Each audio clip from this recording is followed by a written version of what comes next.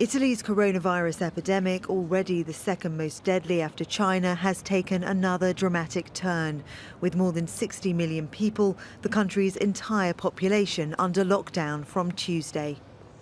Prime Minister Giuseppe Conte says he's extending restrictions on movement after another spike in deaths from the coronavirus. All public gatherings are banned and schools and universities closed until April the 3rd.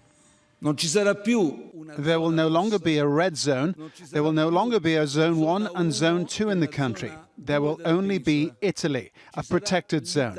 So across the whole peninsula, people should avoid all movement, unless they are for 3 specific reasons: for work, emergencies, or health reasons.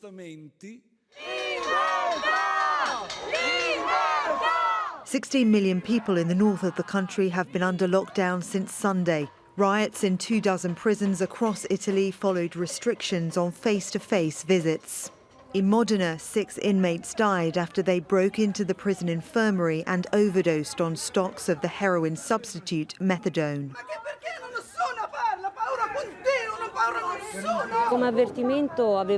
As a warning, they posted some posters which say we can only go inside wearing a mask.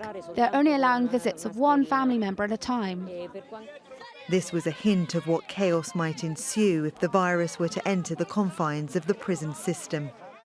It is almost everywhere else in Italy. These were rare scenes filmed inside a hospital in the northern town of Cremona. And also on lockdown, the financial capital Milan, one of the engines of the economy.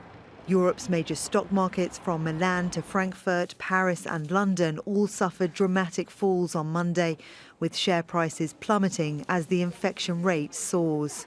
The economic impact of the coronavirus is already substantial and will only grow. There are discomforting comparisons being made to the 2008 financial crisis, with concerns for the preparedness of European banks and businesses. On Tuesday, EU leaders will meet to try to come up with a unified response, but they won't meet here in person in Brussels with its steadily growing infection rate. Instead, they'll be holding a teleconference. The circumstances of this unique crisis continue to evolve, although not yet into a pandemic, says the World Health Organization, in which transmission of the virus is uncontrolled. Now that the virus has a foothold in so many countries, the threat of a pandemic has become very real. But it would be the first pandemic in history that could be controlled. There are signs of success against the virus in China, South Korea and Singapore, but not yet in Europe.